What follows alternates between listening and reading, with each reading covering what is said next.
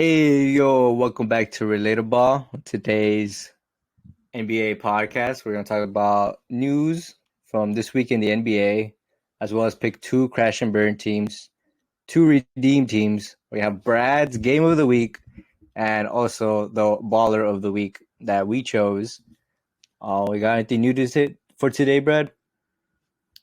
Nope, just it was a good week in the NBA. Maybe not as good as the Very. first week, but definitely interesting. A lot of stuff still happening. But Oh, yeah. let's go ahead get right into it. All right, let's get right into it. So, a couple news that happened. We're good. Some of them don't really relate to basketball, but they are big, so we gotta talk about it.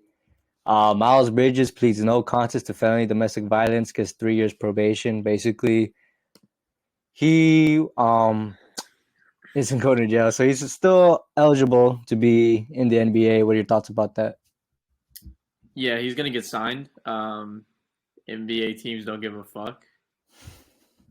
He deserves to be in jail, probably, because the the pictures were pretty brutal, and he can't really deny that.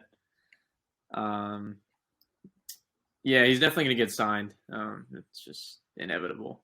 Someone will sign him. Yeah, me and Brad talked about it when it happened when the news came out. Initially, I remember Brad said like, "Oh, well, he's not making it back in the NBA," but there are um past players who have probably done worse and have made their way back to the NBA, and especially in the NFL. The NFL does not give a fuck. Like, if you do some dumb shit like that, yeah, if anything, you'll get more minutes. But um, yeah, as far as that goes, pretty shitty. I also believe a team will sign him. I don't know if it'll be the Hornets. That'll be interesting because they do lack talent. But I don't think they'll sign him this year, but he'll probably get a contract in the future. He's still young. He's only 24. I still think that's fucked up. Um, but yeah, Yeah, they're gonna do like a wait a year. Everyone's gonna forget about it. yeah, Yeah, yeah. I mean, it's happened before. I can't think of one off of my head. I don't. I remember there's this guy. I think it was like a charge for like running a dog ring, dog talking about fighting Michael ring. Vick. Is that it? Like that's Well, popping Michael in my Vick was head. like the first one. Yeah, he was like the first big one where an athlete did something. Let me look As it far up. as I can Actually, I remember, don't want. did I don't want to something. like just like get that wrong. Michael Vick. Yeah, yeah, he was the one that did dog fighting. I'm talking about the guy in the Trailblazers. Oh, Trailblazers? Oh, I don't even know. I'm thinking about Michael Oh, Vick you're on talking the about football. Nuggets. You're talking about. Yeah, I'm talking about. Well, a lot of players from that Trailblazers team did a lot of illegal shit, and they still ended up having careers afterwards. yeah. Uh, but yeah, so there's that news. Second piece of news, also not really related to basketball, but we gotta talk about it. Former Spurs doctor has filed a lawsuit against Josh Primo and the Spurs.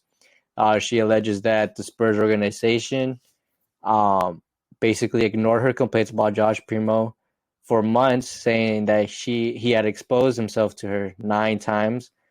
It's not really clear whether Coach Popovich knew about this or not. They said a higher up. I'm trying to get his name here. But she did say that this higher up did know. If I could find it, but yeah, what are your thoughts about that, Brad? While I look for that information. Yeah, one thing I will say is I hope Pop didn't know about it, but I mean he's loyal to the Spurs franchise. He's loyal. It's really his franchise in my opinion. Like Yeah, he kind of definitely. built it to where it is. Um, but yeah, it's pretty fucked up by the organization to just ignore their claims because it's just going to make it worse on them. Like why not knock it out first thing, and then especially with the Ime Udoka shit that just came up. Which we'll get into because So yeah, we're so I gonna mean talk about like the Nets. that, like you should just nipped it immediately and not let this happen. It's gonna make it worse, especially in the generation we're in now and the way society is. Like it's just gonna make it way worse for them. Yeah. Also, as far as that goes, it says RC Buford and Pop may have or have not known. It's very tough for me to believe that though at least those two guys didn't know about this situation. because it seems like it's been going on for like a year at least. I mean, he got barely drafted 2021, so I Yeah. mean, yeah, and there's been other alleged incidents. Apparently, there was this incident in Minnesota. It's kind of funny looking at. No, I mean, not the situation, but interesting because I remember I was on Reddit and like do we remember when he first got waived? Everybody was like, "Oh, how that happened? What crazy?" You know. And I remember one comment that like blew up was that someone in the comments before anything came out said like, "Oh, allegedly he exposed himself to a maid in a hotel in Minnesota," and then afterwards that came out that he was apparently exposing himself, and I was like, "Oh shoot!" Like, kind of, it seems like it's coming from different.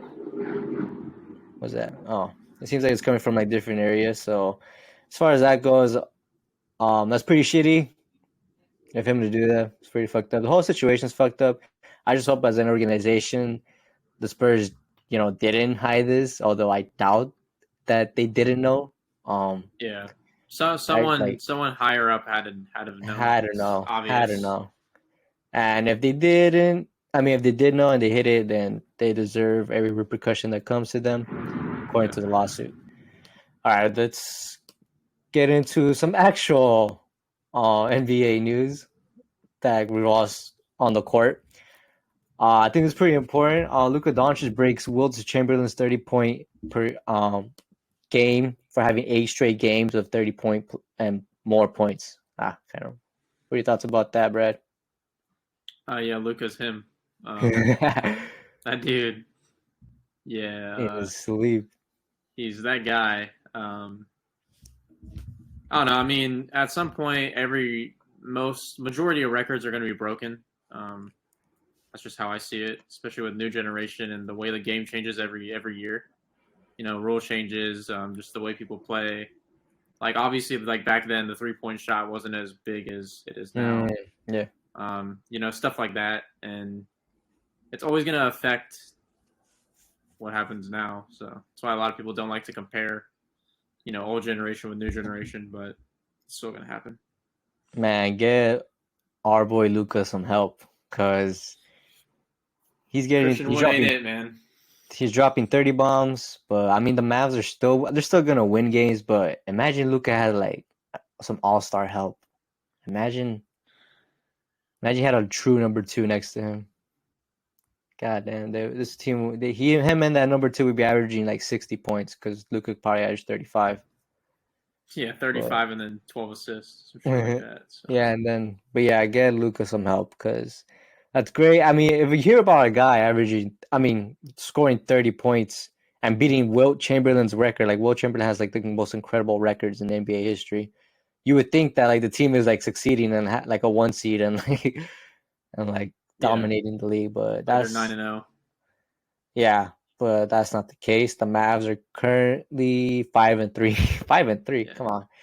Um, yeah, they're currently sixth in the West, and the guy's dropping 30 points easily too. Like with, I don't even know the moves he's doing to make him. He just gets open. Gets himself open, shoots mid range, shoots threes, laughs in your face, doesn't care.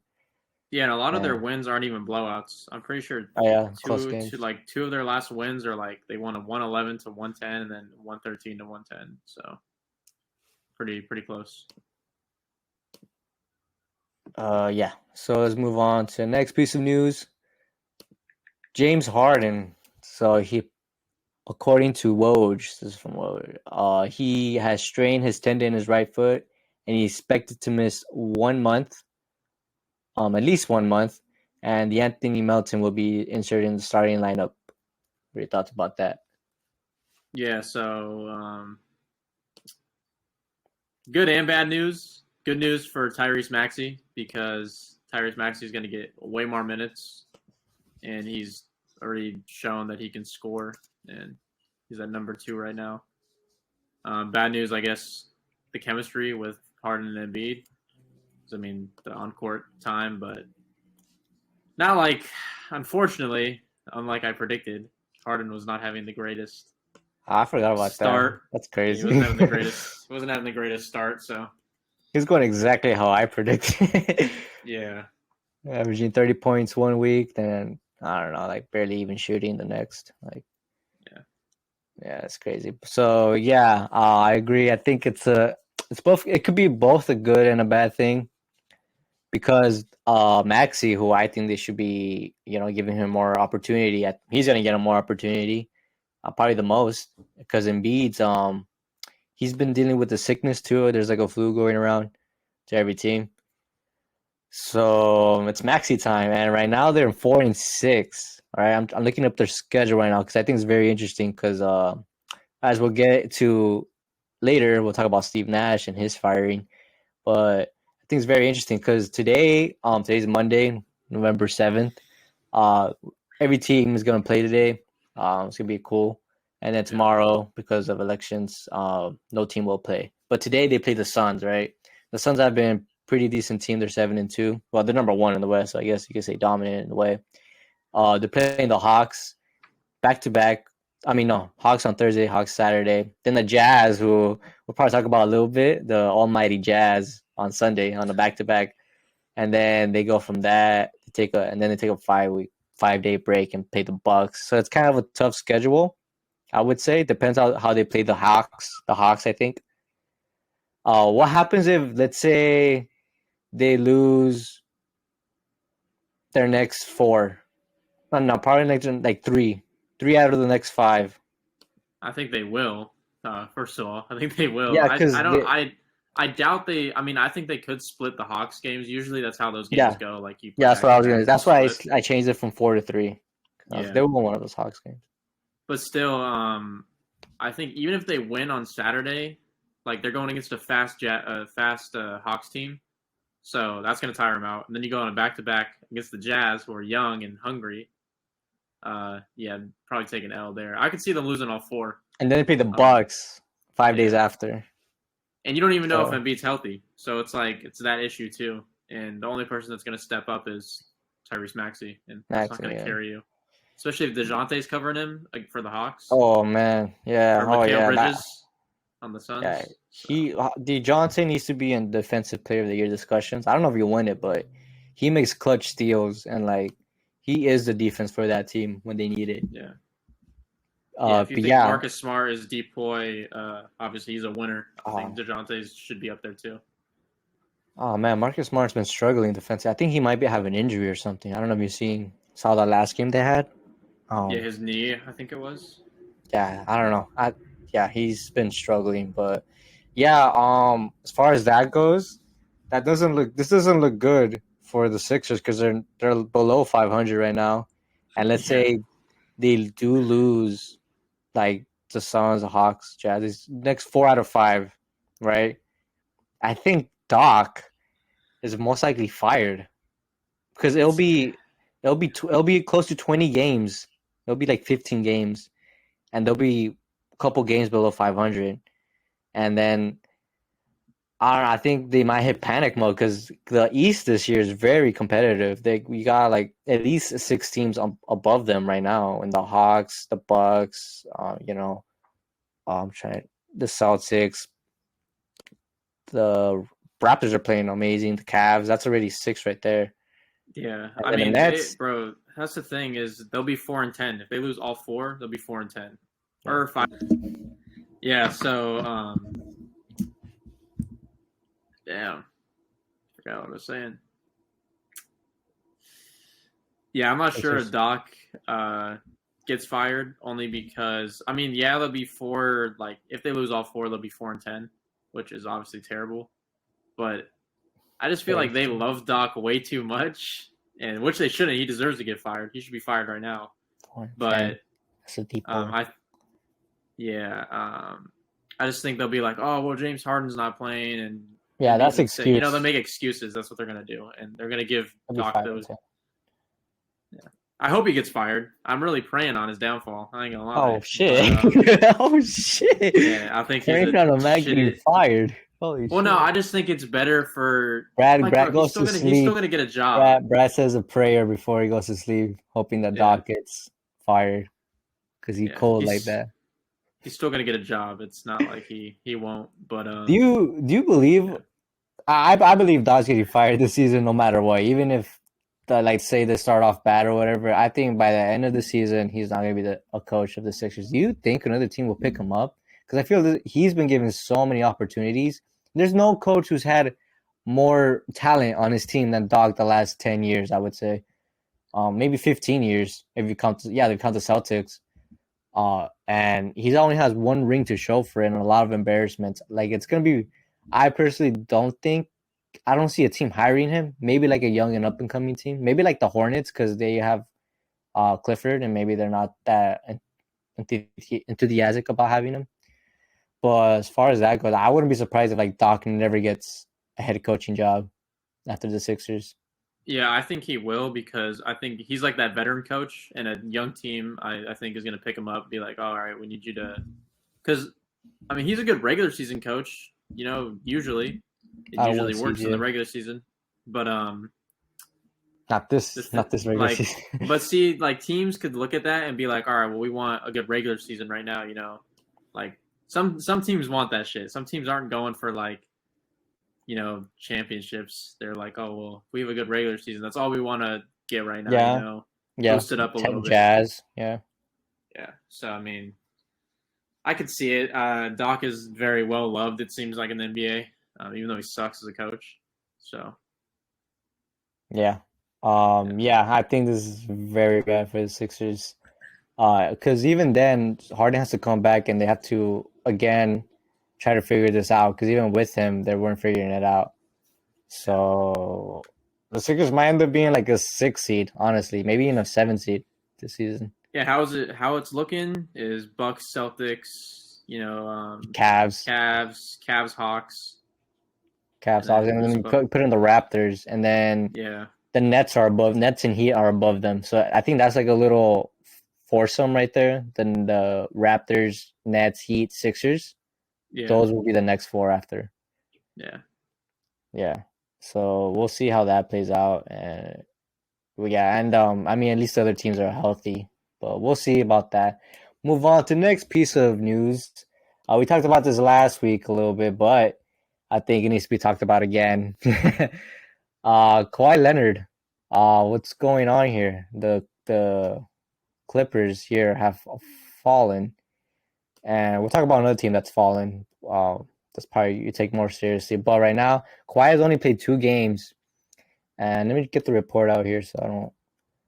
And they But were yeah, give both me your off the thought. bench too, right? Yeah, they only played 20 minutes each, I think. Jeez. Um, let's see. What are your thoughts about that so far, though, Brad? Um, yeah, I hate it. Oh yeah, so let me give What's you wrong some with his knee? stats real quick. The as far as offense goes, the Clippers right now. Guess where they are? I think you can guess where they are. Have you seen the games? Pretty low. Yeah, guess. 26th.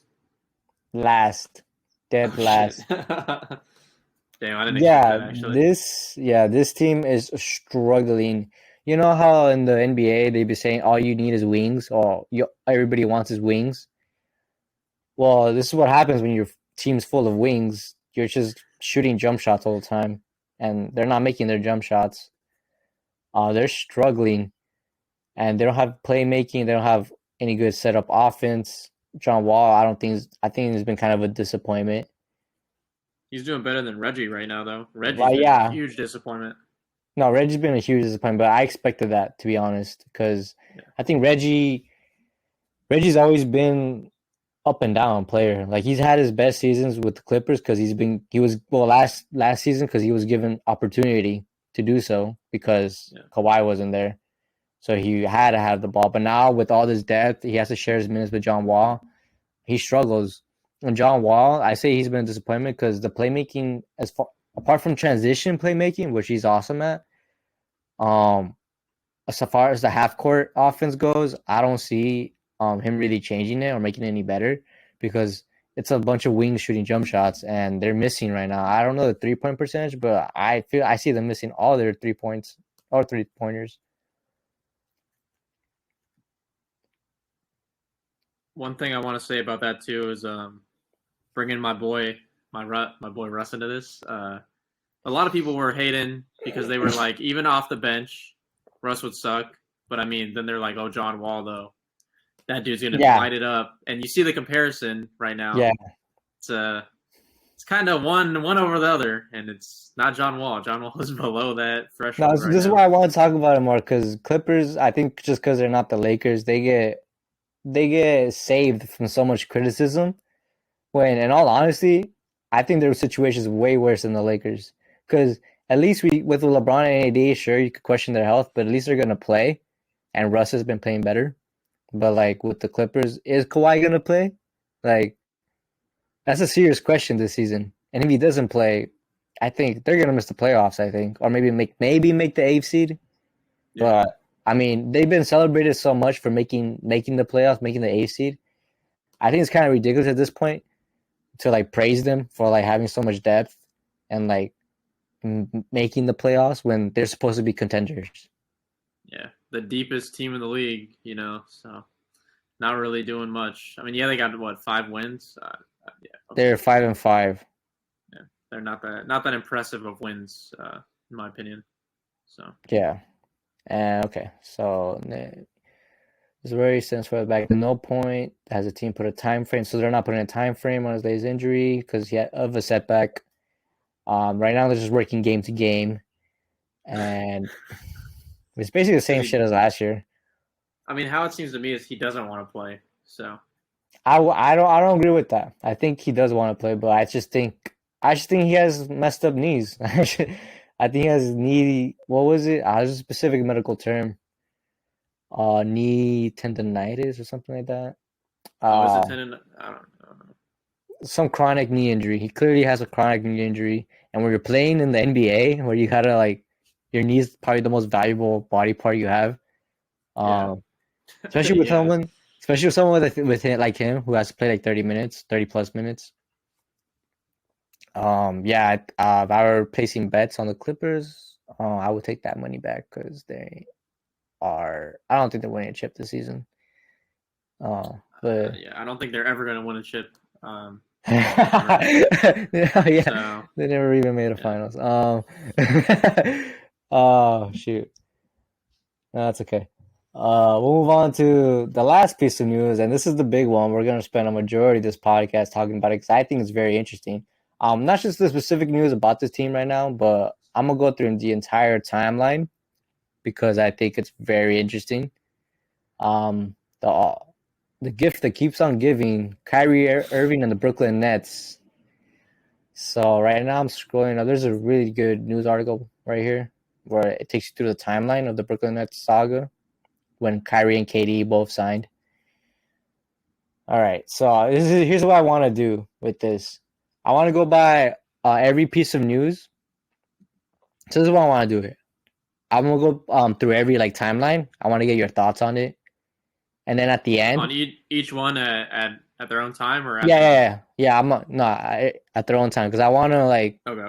see like oh they're doing good, and then oh this is where it tails off, and then I want to get your thoughts about like what should the Nets do this season specifically at the end. All right, so let's go back to a better time pre-pandemic, 2019 off season 2019.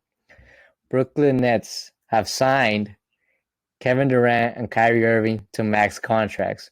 And as well, to form a big three, they signed DeAndre Jordan to a 3-year, $30 million contract. All right. So how's that going so far, Brad?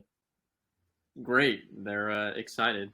I didn't think. I remember when this came out though. I was kind of disappointed because they got rid of like their whole team. So yeah, they got rid of everyone. No, they Remember didn't. when They still had. when D'Lo and Allen, when they Oh get rid of them? no, Wasn't that it? didn't happen. No. So this is what I want to talk about. Oh, my Uh, bad. no, this team. No, that was the reason Katie and Kyrie signed with this team. If you remember, because they did trade D'Lo to the Warriors at this point.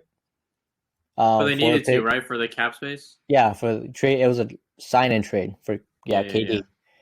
But they still had the depth that got him to the playoffs. That made him a good team. Because remember, it was a decision between Brooklyn and the Knicks, right?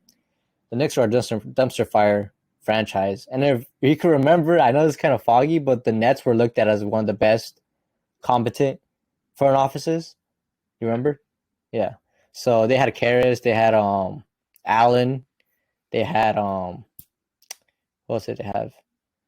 Oh, Spencer Dinwiddie. Remember that?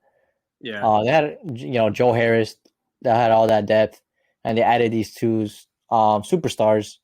So everything was going great, right? So this is what that was. I know like it gets foggy, but that's what happened, right?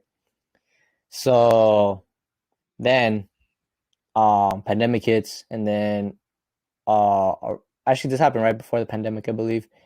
Kenny Atkinson, remember him? he got fired uh, right before the pandemic in March, and many pointed that Durant and Irving were the reasons behind this, saying that he wasn't a coach that they could get behind, which was very interesting because if you remember Kenny Atkinson, he was he was thought of as one of the best coaches in the league, right? And then Kevin Durant, Kyrie pretty much got rid of him. What do you think about that? Yeah. Obviously they fucked up doing that, but Smash.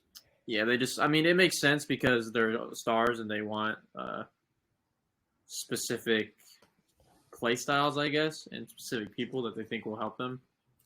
So I mean, I guess it makes sense, but at the time, it's looking good. You know, you're like, okay, I get it. Yeah, Like, who at the cares? Who time, cares who the coaches at the time, right? Who yeah, gives a yeah, fuck? that's what it was. That's what it was. It was like, okay, it sounds shady. This is probably like the beginning of how dysfunctional the franchise got with like KD at the helm, right? This is like a little like preview of like what was about to happen. All right, hold on, let me get okay. So the next piece of news, the bubble comes. I believe Kyrie and KD both didn't play. Anyways, and then the next season starts, right? 2020, 2021 season.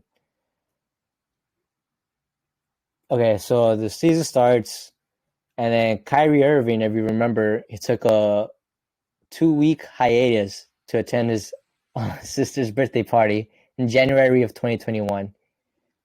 He didn't tell his team. He didn't tell Nash, and video leaks of him attending this birthday party. What do you think? What do you think so far? Yeah, I remember that. That shit was crazy. I mean, that kind of snowballed. That's like the beginning of the snowball. You can see it. But This is why it's interesting to me. yeah, at that point, honestly, I forgot about that shit. But yeah, I remember when it happened because Oh yeah, they were just during the like, "Oh, he just pandemic too, left." when you weren't supposed to like congregate with Yeah, other people. yeah, because the video came out, he wasn't wearing a mask. Yeah, it was a big deal at Yeah, that so time. Yeah, the mask days. yeah, he just left, bro. He didn't do any like he just left. He didn't even show up. Didn't they have like games? He wasn't there. Yeah, that's why he took a 2-week hiatus. Yeah, He like didn't show up. that shit's crazy. Like you get paid to play basketball, you know. So I mean, Yeah, and he didn't tell anybody. He was just yeah, like people just showed up. They were like, "Where's Kyrie?" And then they just played the game without him. And then afterwards, the video came out. Like this is who KD chose as his basketball buddy. Okay, so a couple weeks after that, at the end of January, then James Harden. If you remember, James Harden was on the Brooklyn Nets. It feels like that didn't even happen. It feels like a Mandela effect. But yeah, one of the main reasons this is where they traded away all that depth that you were talking about, Brad. They traded away Karras, Allen. They just gave to the Cavs for no reason. And yeah, and they got James Harden. And one of the main reasons was that they couldn't rely on Kyrie, right? yeah, which makes sense. I mean, he was obviously fucking around, and at the time, James Harden is like, you know, coming off I mean, not coming off an MVP right away, but he's still at that pretty He elite was in status. MVP talks that season, Yeah. So I mean, even though he got traded. But yeah, so far, what do you think so far? Well, this is right before the Well, so it was up, took a little dip. You're like, what the little fuck? dip. And then You're like, it went oh, back up. that? You're like, bro, fuck Karras, fuck Jarrett. We got James Harden. Yeah, but these are looking good, That's right? These are looking good yeah, yeah, because yeah, do you remember this team was dominant? The big three, yeah, personality wise, like they're very incoherent, but on the court, remember they were like the best offense, right? yeah, So at the end of that season, James Harden starts dealing with hamstring issues, all right, and then in the playoffs, uh, they dominate Boston Celtics, like they basically sweep them. And in the second round, they play the Bucks. Harden gets injured immediately with the hamstring. Remember, and then Kyrie, I believe it was Game 3, twists his ankle, landing on Giannis's foot. And if you remember that series, it was basically KD versus the world. yeah. uh, and he was able to pull it off. If you remember, KD almost did. You got to give him props. Uh, but his toe was too big, and they lost to the Bucks. And imagine he made that shot. Think about it. What The would have happened if he whole made that shot? Well, his toe the wasn't whole that big, or his shoe wasn't that big. the whole NBA changes because he beats the Suns, in my opinion. That's I a don't think the butterfly effect Suns. right there. Yeah, the whole NBA changes. Harden stays, Kyrie stays. They have a chip. Um, KD's looked at a little bit, better. I definitely look at him better. If he won a ring by himself, okay, all right, bro. I give you Yeah, props. That's kind of yeah, impressive. I would have talked shit because they were against the Suns and fuck the Suns, but yeah, I mean, bro, that definitely changes the whole landscape of the NBA. A lot of players that are on teams now don't go to those teams, and a lot of yeah, rosters change. definitely. I agree 100% because the next series will be against the Hawks, Yeah, and I think EK. I mean, you could say they could lose or not depending on the health, yeah. but yeah, I think they possibly win the championship. If that happens, then none of what's about to happen happens. So 2021, 2022 season starts. There's a vaccine mandate in New York. And guess what? Kyrie Irving. Listen, I'm gonna just say I want to. Obviously, this is no shot. If you don't want to get the vaccine, you don't want to get the vaccine. But I remember when that mandate happened, it was so obvious Kyrie Irving was not going to get the vaccine. It Yeah, was don't like, say the C word. Don't say the C word. Not allowed to say it. say what? Okay. Thank you. But yeah, it was so obvious he wasn't gonna do it, but whatever reason he wanted to, he said it was about the people he was signing up for the people that lost their jobs because of the vaccine. That's his own belief. But yeah, so that caused the Nets for an office, and I think this is where things get really rough for them, where they have to decide: do we have to appease this guy and have him play on the road games and have basically a part-time player on our hands, or do we just not have him play at all and hope the vaccine mandate lifts by the playoffs? What they decide to do is they don't allow Kyrie to play home games or road games, and this pisses off Kevin Durant. So, what do you think about this so far?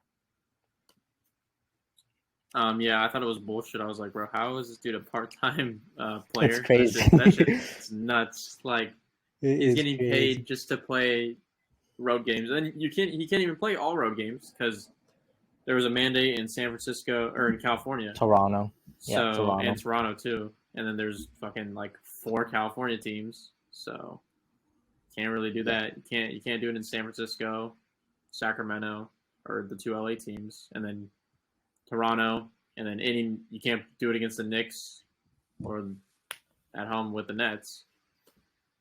So yeah, it was a crazy time.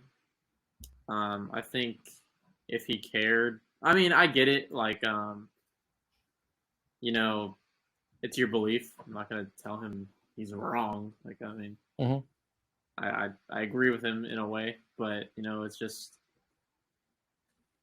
yeah, it definitely that's when all the I think the most recent shit that's happened, I think that's where it all started was with Yes, that. Like all yes. the beef with KD kind of, and like where KD was like, bro, fuck, like I why the fuck did I this do this? I think this is where the beef between Katie and the front office starts because Katie Yeah, wanted Kyrie to play no matter what, right? So keep that in mind. And then, despite all this, Bradley, despite all this, you could remember back to that time. They were the 1 seed in January, uh, until I think this is where really things start because they still had Harden, right? I think this is when things start to just derail because Kevin Durant suffers an MCL injury in January 2022. So this basically meant James Harden, who came here thinking that this was going to be a trio, was basically the lone star on a team that traded away their depth. So keep that, and he's still suffering issues from the hamstring issues. So what do you think so far? This is January 2022, and they start falling in the stands. yeah, it's going back down. Yep. Their shit's this dipping. this this is the beginning of the way down.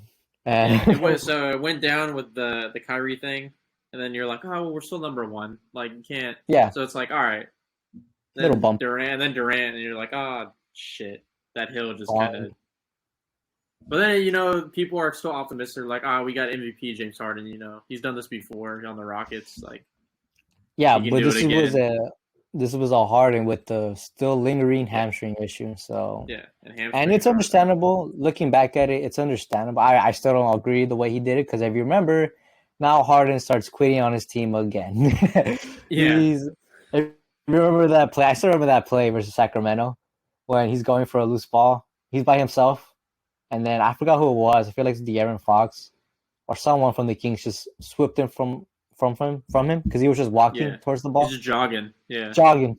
He wasn't even looking to pick it up, yeah, and he was getting fat again. This guy could put on 20 pounds like no one's business.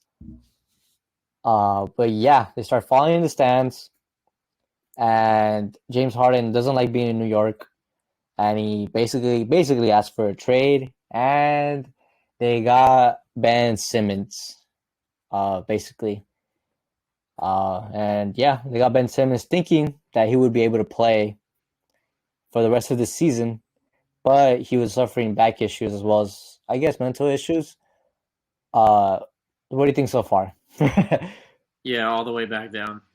Yep. Obviously, there's so What do many you think? people like that are optimistic, like, oh, Ben Simmons will help. But we'll get into that part in a Yeah, few seconds. yeah. And so, anyways, the Nets trudge into the playoffs as 7 seed. They get swept by the Boston Celtics who make the finals. And then during the offseason, Kyrie Irving, he's back. He wants a max contract. He believes he has deserved it. And Sean Marks from the front office says, "What the fuck are you talking about? You haven't played half the games, my guy. You're injured. You don't show up when you don't want to. Why would I give you that?" And then, so if you remember the offseason, looking back at it, was crazy that us Lakers fans wanted this guy. uh, but yeah, basically, it was he didn't ask for a trade, but it was kind of given that they weren't going to extend him. So, but basically, what happens is Kyrie he tries to get a sign and trade, but no one's willing to part with a lot of assets to get him. So basically, and also because of this, Kim Durant, if you remember, requested a trade. So I looked at one point, Kyrie and KD were both leaving the Brooklyn Nets. But just to finish the offseason, no one's willing to part ways with big assets to trade for Kyrie. No one has enough assets to trade for KD, or really wants to part away with assets, many assets, knowing that he might not stay. So basically, Kyrie and KD were like, never mind, we'll stay. So what do you think about that offseason drama? Yeah, I will say the Rudy Gobert trade I think really affected Oh, yes, Kevin Durant being able yes, to get good traded point. because I think he would have gotten traded. I think a team would have been willing, but I think after you see that Rudy Gobert shit, you're like, oh, I want more than that. Which I don't blame. I don't blame them because Mm, KD's worth that. I mean, he's a generational player, yeah, so it makes sense. But I think that kind of messed him up. But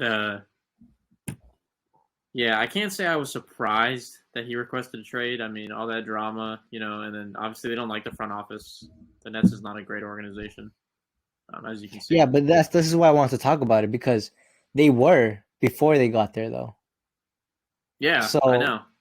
so is it that the front office isn't good, or is it that Katie and Kyrie are so toxic that they're looked at as not being good anymore? Well, I think it's that along with just the all the attention they get now because they didn't get a lot of attention obviously with your No, they were the star. Like they didn't underdogs. have any stars. Yeah, they didn't have any stars. They were just Yeah. a team. You're like, fuck yeah, they're fun to watch. But Hmm. now you get Katie, and then Kyrie has all the drama, and then you get Harden. So you got three top 10 players, arguably, uh, in your fucking on one team, and everyone's predicting them they're gonna win the championship. Hmm. Like you got three fucking MVP caliber players on your team. So yeah, you got a point though. It probably wasn't probably wasn't the fucking organization. Oh Because yeah. obviously So they were doing fine with a good team. to add on to my point, when Katie at the end of this offseason, this is the end of the offseason drama. He basically tells Josai, "Hey, Steve Nash, even though I wanted him here, I don't really like him, and also Sean Marks, he's not really good at his job. So I think you should fire them, and I'll stay. How about that?" And Josai comes out with the tweet, the owner of the Brooklyn Nets franchise, a billionaire, mind you. Uh, our front office and coaching staff have my support. We will make decisions in the best interest of the Brooklyn Nets. Basically saying, KD, fuck you. Yeah. And then KD rescinds. That's when he rescinds his trade request. He didn't get what he wanted. Okay, so that adds on to that. And now we get to today, this season. Let's just say Kyrie tweeted a movie that has some anti-Semitic ideas in it. Uh, I still don't understand why he tweeted that. I don't. I still don't understand it. But basically, with the NBA, because the NBA has gotten involved now, and the Brooklyn Nets have wanted from Kyrie is to basically apologize and condemn the anti-Semitism in that movie. But what did Kyrie do, Brad? I don't even remember what he did. He didn't do anything. I don't know. He just said, fuck it. He didn't really apologize. I remember He that. didn't apologize. Basically, he was just Yeah. like, "I So, believe what I believe," and yeah. but yeah, that But has I created a lot of. respect that to a point. I mean, it was the wrong situation. But, but I mean, yeah. Yeah, but yeah, but basically, Kyrie's not focused on basketball. That's what I'm trying to say. Which basically brings us to today. He, for not apologizing, condemning anti-Semitic, the I guess the anti-Semitic movie. He is now suspended at least minimum 5 games, and on top of that, let me get this list that he has to do now. Yeah, I think the making of this video though, I think he's only missed two against what it has been so far. So I think he's got three Yeah, minimum left. minimum, yeah. But before even after the suspended games, he has to do these. They got the man doing some quest, um, on a quest, issuing apologizing and for having the movie on there. Complete the anti-hate.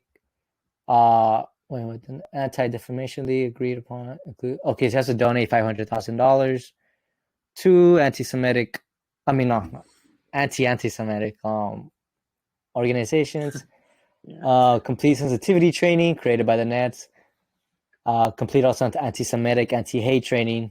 Oh shoot, by the Nets, and also talk to Josai and tell him what he's learned. And so yeah, so that brings us to today. Kyrie's not playing. What a shocker.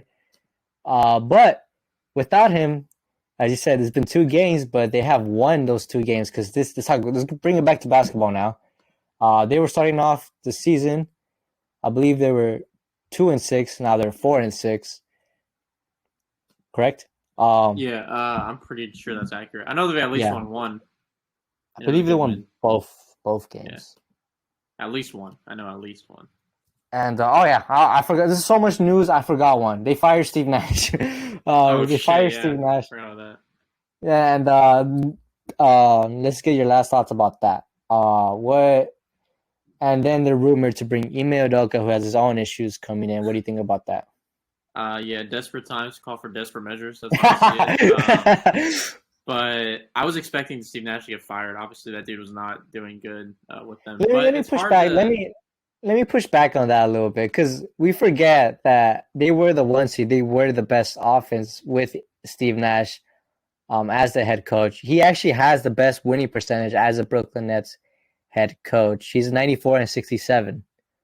So would you say that was Nash not being a good coach, or would you say that's the situation that he was in? Because keep in mind, he was also having to deal with this Kyrie Irving drama along the way. Well, personally, so there's like two sides. I don't think he's that great of a coach, anyways. But Why specifically? obviously, I just don't think his play style. I'm not a fucking perfect. I'm not an expert, No, right? but no, yeah, I But yeah, like mean, I don't think his obviously his play style wasn't working with the rest of the team. I think he relies a lot. I mean, obviously you have to kind of, but he relies a lot on KD and shit. And I understand.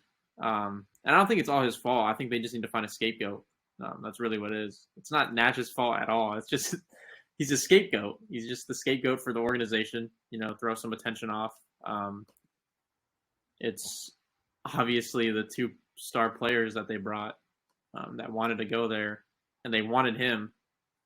yeah. So you can't really you can't be like, oh no, he fucking sucks when you fucking suck. You're the one that fucking said, yo, let's bring him. Let's bring him over because I want him here to coach me because he has that knowledge.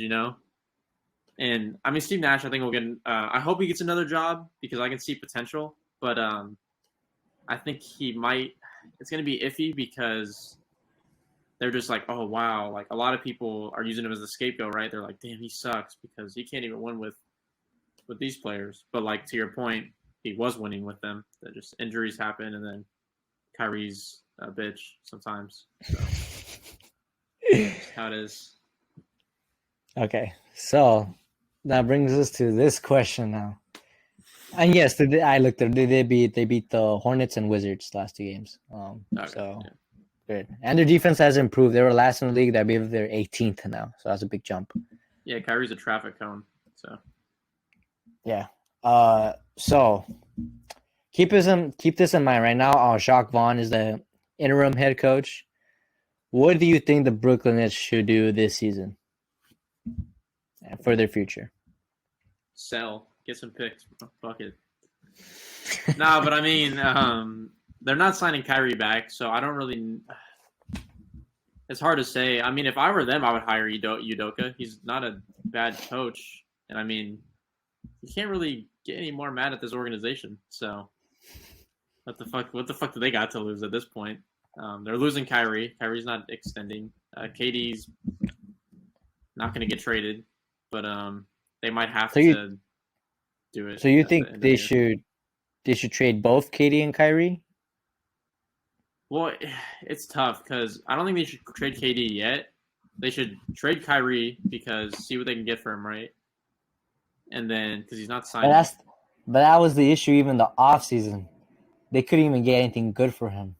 Yeah, that's the thing. Is if they can't, then bro, you just gotta go fucking. You just gotta hope you get some picks at that point and build for your future. And then you gotta hope that you get, someone on the off season that wants to come play. And then if not, then KD's gone. In my opinion, KD's not gonna solo with fucking Ben Simmons. So. Oh right, and I even forgot that Ben Simmons has been playing horribly, Yeah. and he also has been missing games now. He's averaging. Let me pull up Ben Simmons stats because they are crazy compared to how he was a couple of seasons ago when he was an All-Star. But they have plummeted. Let me give you his stats real quick. So yeah, the big trade piece that he's injured right now. Yeah, so this season averaging 6 points, hasn't attempted a three, 6 rebounds, 7 assists, a steal. His defense has been on and off, I would say. Like I think he's still an elite defender in my opinion. He's just been trouble I think that back injury. I will say. I think this is what I think. I think the back injury has slowed him down defensively a little bit. I think he'll get better at that. And I think mentally, his offense is shot. Like he doesn't attempt any shots at all. Well, not even at the rim. And so, but I do believe at least the defense will get better. And I do think within time Ben Simmons will get better.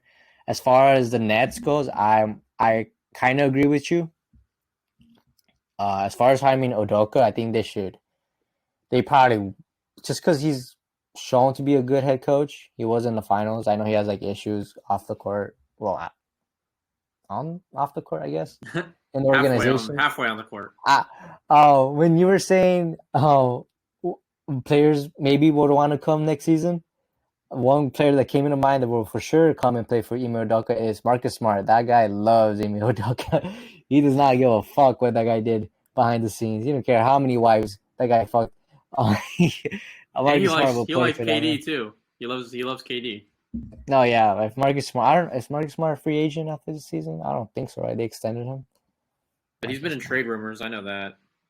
Oh, I might look it up. But yeah, I think they should hire Udoka. I think this season they should trade Kyrie. Just get whatever they want because he's not gonna resign. I agree with you. Yeah, if I were them, I would try to get at least some decent role players. Yeah, I'm not at sure the very least. At the very least. That fit with KD. And just tell KD, try to convince KD. Because keep in mind, they don't have because of the James Harden trade, they don't have their picks until, I believe, 2027. They have their pick this year, I believe. But after this year, they don't have their picks. So they can't afford to just. This is what is like annoying when I see people say, like, oh, just trade KD away. Like, you don't understand. They can't tank. They aren't in a position to tank. So if I were and plus KD is under contract for a couple more seasons. Yeah. So yeah, I say trade Kyrie for whatever you can. I say hire Udoka after this season and try to like just be decent. Be at least they're talented enough to at least be an AFC seed, right? Yeah. In this East. They don't got a bad bro. That's what I was gonna say. Their team is not that bad. Like Seth Curry's injured. And he's a huge bump to them. Joe Harris has been coming back from injury. He's been looking a little slow. You got Patty Mills. You got shooters. That's 3 shooters right there. And then you got Ben Simmons. If he can come back to at least elite defense and playmaking, and that's good enough. You don't need him to score, whatever. That'll be good enough. Claxton is decent enough. Obviously, I don't want him as my starting center, but he's decent enough. Cam Thomas is a good pickup. I don't know how to say his name. Watanabe. Watanabe. Watanabe, yeah, he's pretty good. He's been getting minutes. Watanabe. He's got that aggression, that hustle, which I respect. Yeah. And like I said, Cam Thomas. I think Cam Thomas is a huge building block for their future. He can score. Yeah, they should play him more. Yeah. So we're kind of in agreement there. But the only difference is I think they should wait a year to hire Udoka. I just think it's too messy right now. I think this season's a wash. They're not going to win a championship. I don't want Udoka coaching. I don't want Udoka coaching Kyrie Irving. I don't want to do it to that man. Yeah, the amount of shit. Oh my god, bro! I kind of want to see it though. It'll be entertaining because Udoka is known for not taking bullshit. And fuck no, bro! Kyrie's gonna give you bullshit. Cuss his ass out. And I guarantee those Celtics players probably talked shit on his ass too, because they all played with him when he was there, saying he's gonna come back. I guarantee. I'm not calling Tatum like a fucking backstabber or some shit, but just people talk. No. Yeah. That happens. I agree. So yeah, I think right now. Plus, I think the vibes are better. I think just get an 8th seed, go through the season, keep KD, build around him, hire Udoka, and go from there. And yeah. So that was the news this week in the NBA. Yeah, quite a long segment, but a big, very important. Let's bring it more into basketball because we got our own segment that we want to talk about. So this week we decided it'd be cool if we could pick 2 redeem teams and 2 crash and burn teams.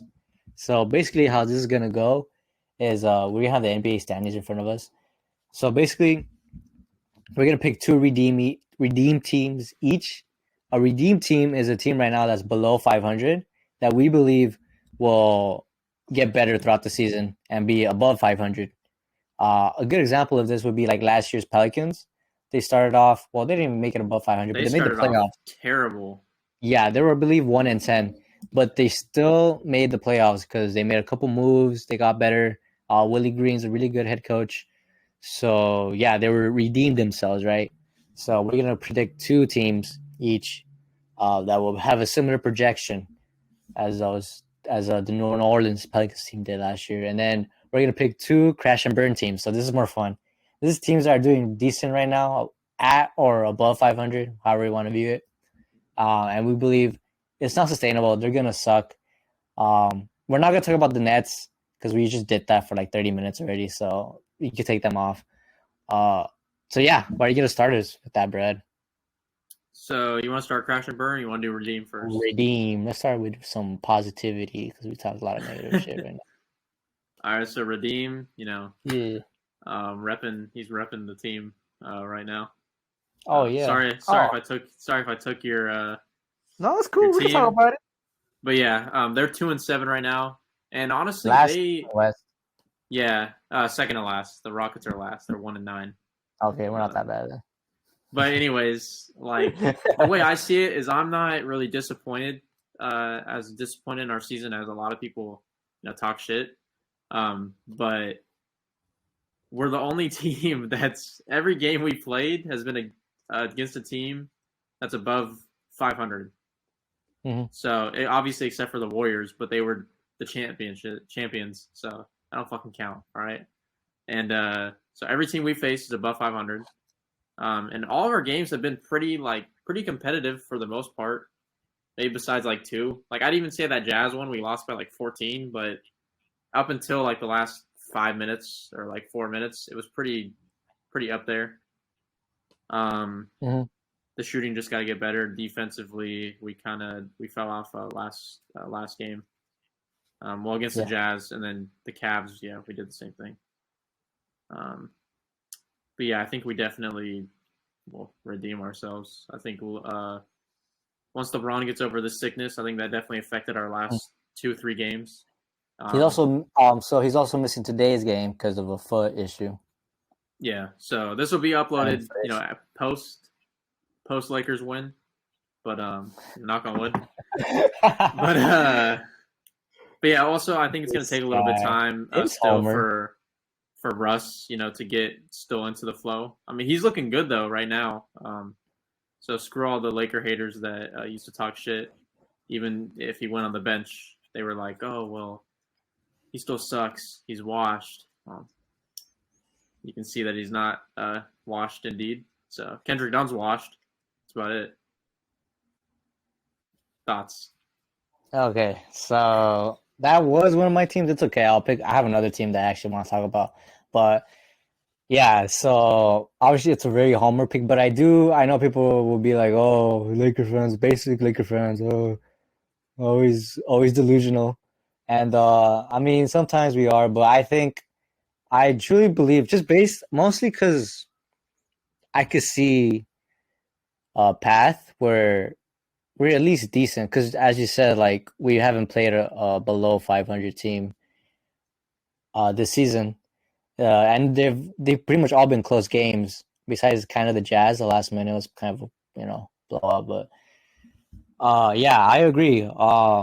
Russ coming off the bench was a smart move. I will say, I guess I'll say I was wrong about Frank Vogel. Not that he was a bad head coach, because I mean, he's a good head coach, but I do believe that Darvin Ham has better support from this team. They really embrace him, and I think because he's a former player, they just like him better. And so him telling Russ to go off to play off the bench, I believe was kind of easier than when Frank Vogel would have done it. Because I think Russ would have bitched, honestly. I know he's playing all right, but Well, he did. I mean, he did though. That like remember when he didn't play him in the fourth? He did. Oh yeah, He did bitch about Vogel. yeah. So yeah, he would have bitched about Vogel, but with Ham, he listens with the game plan. He's more of a team player. So yeah, I agree, bro. Like I think not saying we're gonna be like contenders or nothing. But I think this team could be easy to be a 6-7 seed in the West. I think we should need to get on an easy schedule, and then we can see from there. Uh, there are concerns with like Davis. He hasn't been playing like as the guy that we thought he would be, but he's still producing at a really like an all-star level. He's not as great as probably we thought he would be, but he's still an all-star. And the role players are very on and off, but that's what you expect from these role players. But yeah, having Russ off the bench has created a different dynamic for this team. As long as LeBron stays healthy and AD gets a little bit better, I think this team will be better than what they are. So I think they will redeem themselves. I do agree with that pick. Quick question for you, because I'm actually curious what you would say. So Russ is playing better off the bench, right? Bless you. Oh, my bad. So Russ has been playing better, right? Yes. So say Indy looks at this and they're like, all right, you know what? We're not getting 2 picks from you because Russ is playing better. You're not that desperate anymore. Would you still take? So they're like, all right, we'll do what you originally wanted. We'll give you Buddy and Turner for 1 pick. Would you do that? For Russ, obviously. Russ and pick. Yeah. No. I don't think it's so hard. Let me think. Because Dennis back. No. No. No. I wouldn't. I don't like Turner. I don't like Turner as a fit with us. And then, sorry to interrupt, but yeah, I think with Dennis starting. Keep talking. I'm my lights. Okay. Yeah, but with Dennis starting, and then Russ off the bench still, I think that actually makes our team a lot better. Obviously, Buddy is a lights out shooter. He's one of the best in the league, but yeah, I don't really care for the trade too much anymore. Miles Turner, he's really desperate too. He really wants to come to the Lakers. He said it in a podcast. He said, "Yeah, if I were them, I'd trade for me." Too. I mean, yeah, but like, I mean, yeah, but I just don't. He's not a good fit. I don't think he is. I don't care about his shooting. I don't think he's as good a shooter as he thinks. So. No, it's on low attempts. I agree with that Turner take. Like, he's very overrated, and plus he misses games too, as much as AD does. Like, we're gonna have both our front court players miss games all the time. But okay, let me ask you this then: is there any trade like the Spurs trade that we talked about earlier, or the Hornets trades, which would be for like Gordon Hayward, Terry, or for the Spurs it would be like Josh, Doug, and what's that guy's name? The center. Oh, Pirtle. Pirtle. Would you take any of those for 1 pick? And for Russ? 1 pick? Yeah, for 1 pick and Russ. Would you do any of those? No, I still wouldn't. But the top of my list would be the Spurs. I don't want. I agree with you. Now that I was saying the Hornets before, because I like Terry, but I don't think Terry is worth me getting rid of Russ or Hayward. No, because you have Dennis. Because you got Dennis, and I think there's similar. Bro, that's what people don't get is Dennis changes it, and I think Nunn will work his way back into the rotation at some point. I don't really know how it's gonna work, but I don't. Yeah, that boy sucks right now, man. He is even starting. Oh my god! But it's okay. Dennis is coming back. So okay, I'm asking you that because you're basically saying you don't want to trade Russ, knowing that he's gonna be a free agent. So you do want to pay Russ, and let's say he. I don't think it's sustainable for him to play like this every game. He's going to have games where he turns the ball over. I still don't think he's a good fit with LeBron, as great as he's playing. And that's why it's hard for him to end games with him. But basically, are you saying that you would still want to keep Russ after this? Let's say he plays majority games like this, but the team is like 500 at the end of the season and like an 8th seed. It's tough to say because it's like, well, because you have to wait until the trade deadline. Because if we're like under 500 at the trade deadline and we're not looking good, like LeBron, like, there's health concerns and shit like that, then I would just say trade him, just because it's like, well, you want value back, and if you're already committed to not re-signing him, and he wants he thinks he can No, get but are another you? I'm contract. saying you as a fan. Like, That's so tough. I'm asking you this because I know you're a Russ fan, but Yeah, I'll give you my answer right now. But yeah. I mean, I think it's still. I mean, well, it depends. Can I at least say it depends, right? Because on our record. Because if we're okay, if we're above 500, then I'm not going to trade him because we can contend. okay, what I I'm think we can saying, like, contend. I'm saying, okay, with this team, realistically, at best, we're like what, 6 seed? Yeah, yeah, yeah. But in So, playoffs, bro, playoffs change everything. Playoffs are different. Come on, you gotta agree with that. Playoff LeBron, and if AD's healthy, I'm taking us but over a do lot of teams. okay, so this is what I'm gonna say about that. I would trade Russ, not for the Indy pick. I would do it 100% for the Spurs because we Yeah, need a Spurs is the center. best offer. We need a center so bad. Because Yeah, we and do. I think that's also playing into the fact that AD is not playing that well because he has to do so much on defense and so much on the boards. Like he's our only true center basically that's playing. Yeah, So as far as that goes, I get that, but it's because okay. So I want to say that because we've seen this with Russ literally the past 4 seasons. Like he'll do awesome and great in the regular season, and in the playoffs, what happens? They don't guard him. And you're right, it is different, but I'm saying it's different in the case that it won't favor Russ because if you're not guarding Russ, you're doubling on LeBron, you're packing the paint, which is already an issue in the regular season. So I would say I would do it only for the Spurs package because I think I don't want to pay Gordon Hayward another year because I do want to have cap space in the offseason. yeah. Because we And can sign someone. We will. yeah, but you're basically saying you would want to because with your I'm saying that because what you're saying basically is that you would want to re-sign Russ then.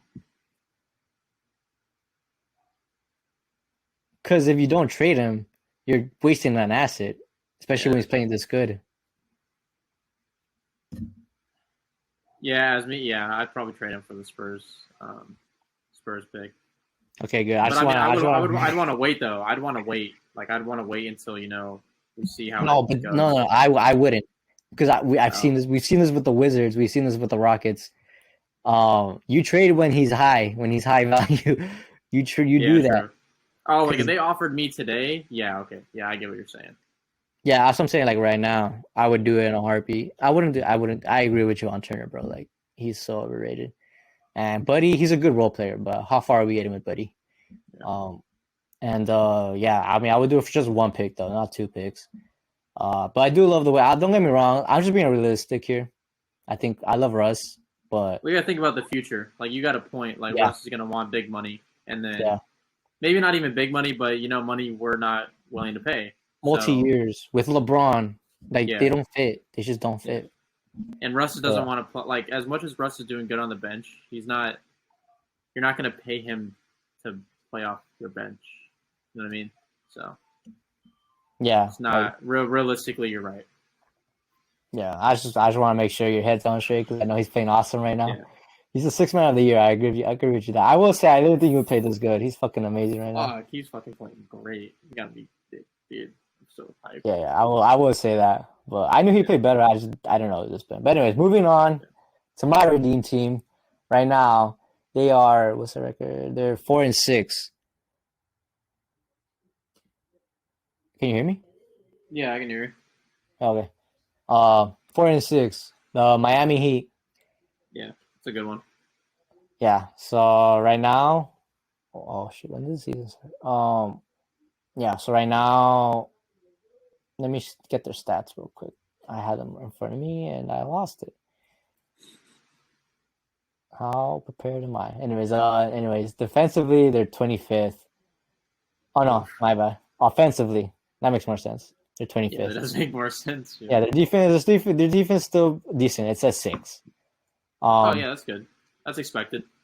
Yeah, it's expected with this team. With like Bam, who's probably gonna be an all defensive guy. Kyle Lowry is it's very interesting. Washed. I no, I don't think he's washed. I think he's just a different phase of his career. I think basically he's like a role player at this point. Yeah, But he's it's getting not. max money. That's the problem. But I believe in Jimmy Butler so much, and I believe that right now, what's their standing in the East? Right now, they're 10th, but Yeah, there's it's there's not like a bad. four-way tie for the 10th. Yeah, Um, yeah, so I just think they're gonna redeem themselves. I think Jimmy is gonna kick it to another gear. And Tyler Hero has been looking nice lately. I think him and Jimmy are gonna take more of the offensive role because Bam, people, I know Miami fans wanted him to take more of more shots and all that. I just don't think that's him. I don't think uh that's the type of I don't think he's mostly like an offensive type of player. He is a defensive type of player, but offensively he's good but not great. And I think if they rely more on Tyler Hero and Jimmy Butler and Jimmy kick us into another gear, they could improve on their offense, and their defense is always going to be top 10. So I think they're going to improve as the season goes by. Wait, can you hear that? barely, but yeah. Hold up.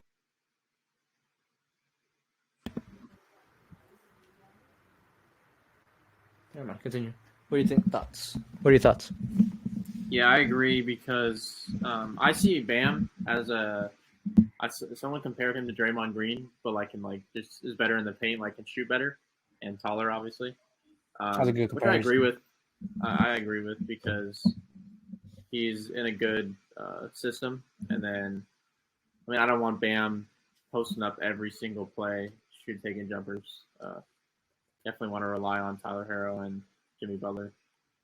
But yeah, I don't see their offense improving like a crazy amount. Like they're not that great offensively.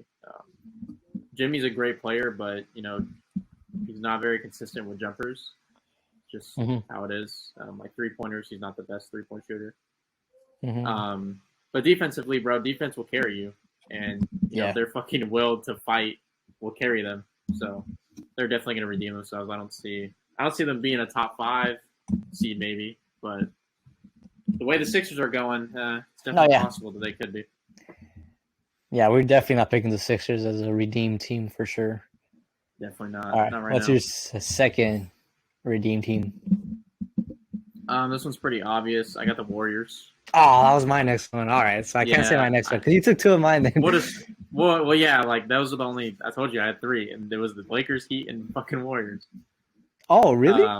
Yeah, I had the same ones. Oh, okay. But we can All right. just That's fine. We can talk about the we can Warriors. split on this one. Yeah. But yeah, Yeah. so Warriors, they're 3-7. Um, Let me tell you their they're stats real quick. Third on okay. offense, but we know the problem, right? It's their defense. What do you think they are on defense?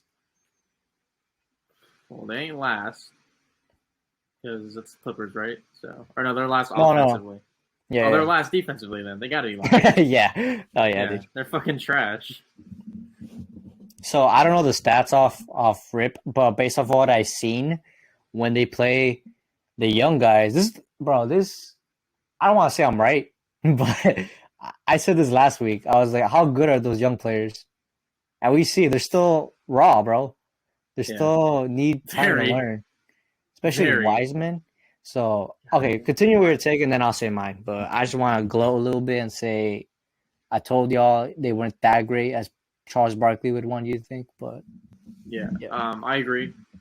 Uh, they need to develop still, and then obviously Clay still isn't up to like we said last week. Clay still isn't up to where he's got to be, and he's not going to really be back to his prime Clay like before. It's just injuries. Injuries does that to you. They're still going to redeem themselves. Like I mean, they're the fucking Warriors. So they'll figure it out. Steph will figure it out. And they're such a good team. They've been together forever. So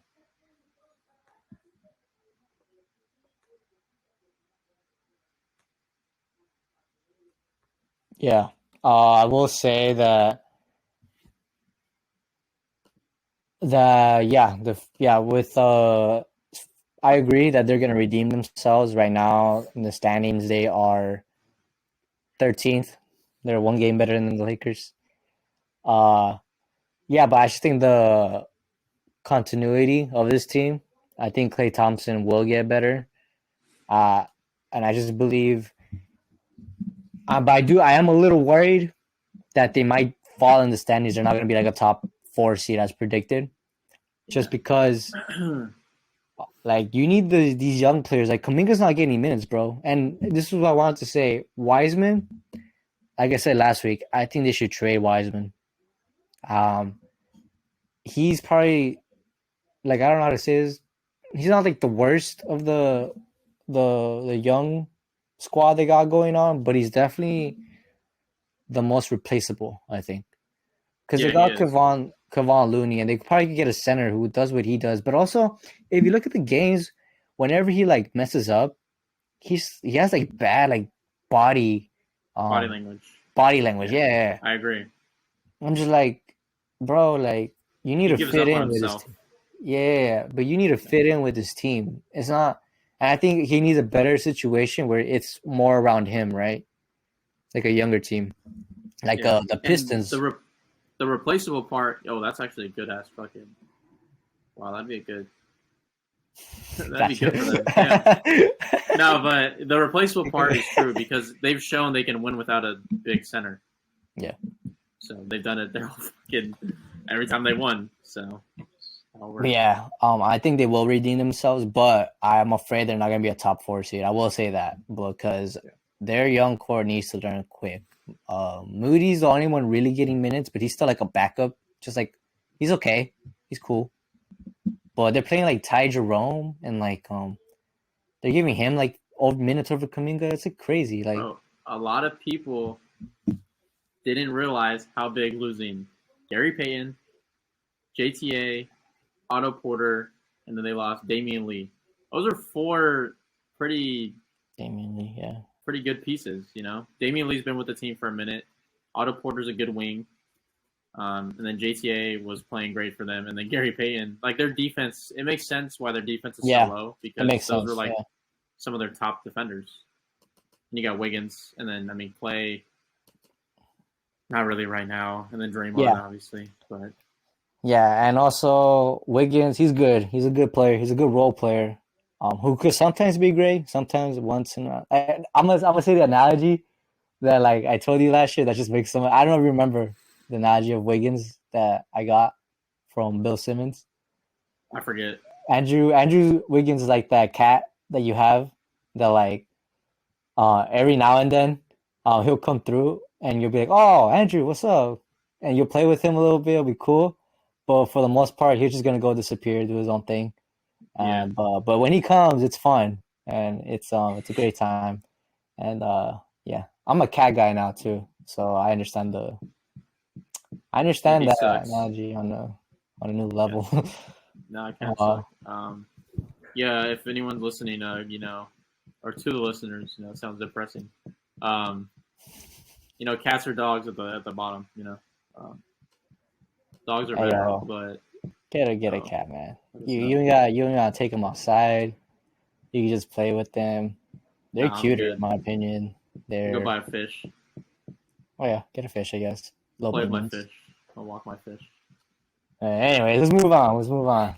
Let's go to crash and burn teams, a more fun segment. You start off, so I don't steal any of your teams. Oh shoot! Okay, hold up. I was looking. They're probably going to be the same ones, but yeah. Crash and burn. I got one decent one.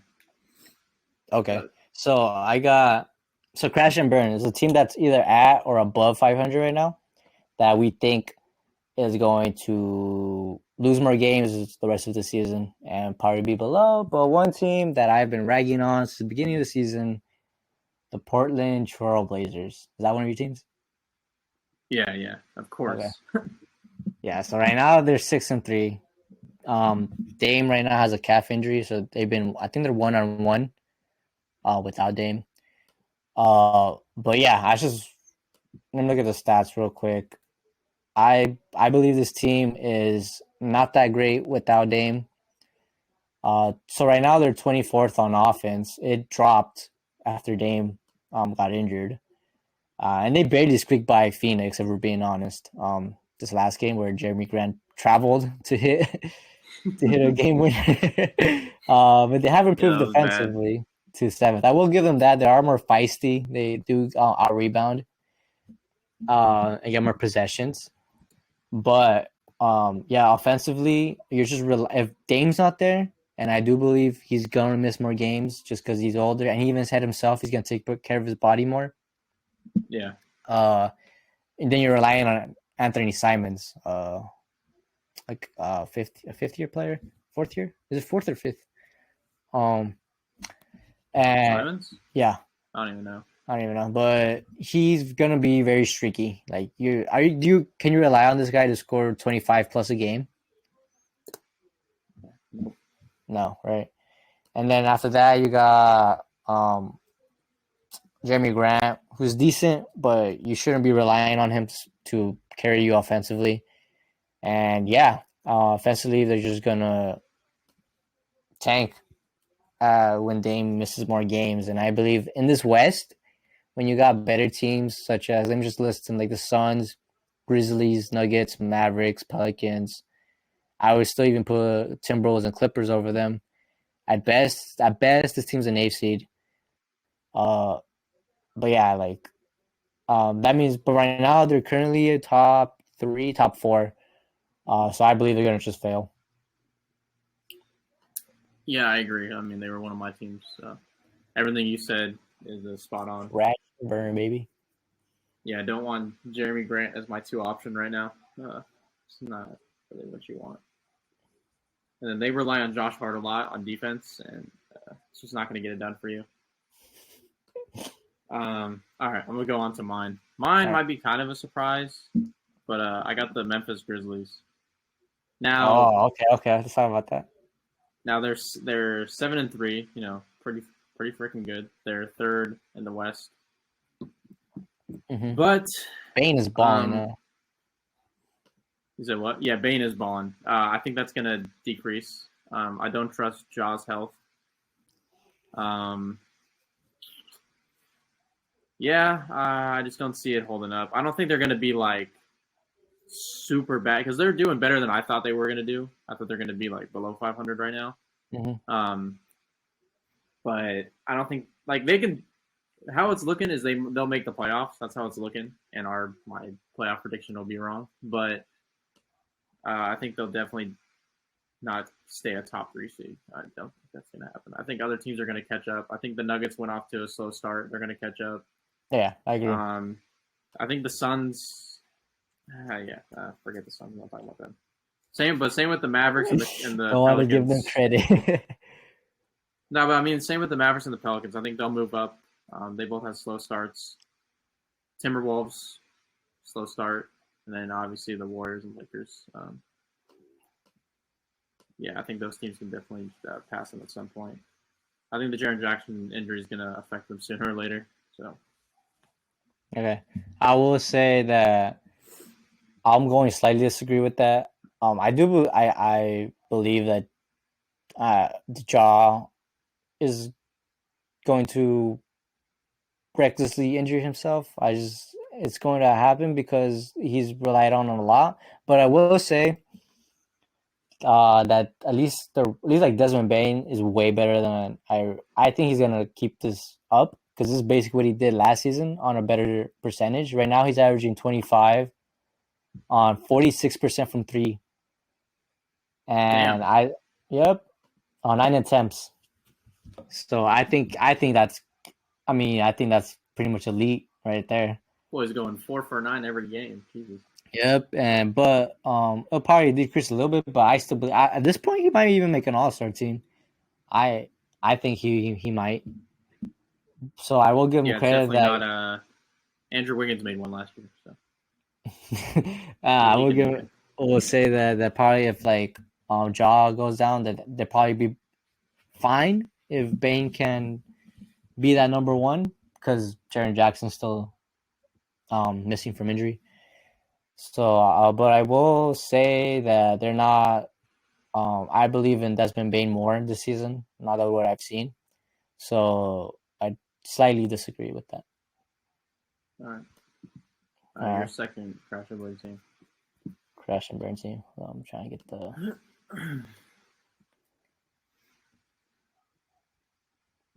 Sorry. Crash and burn. What? Oh yeah. So my second crash and burn team. This is more like I was gonna go with like the Spurs because they're 500 right now, but I think that's too easy. So I'm gonna go with the different one, and talk about this team that maybe I was wrong about, because I do hold myself accountable when I'm wrong. uh, the Minnesota Timberwolves. What's going on in Minnesota? Was that one of yours?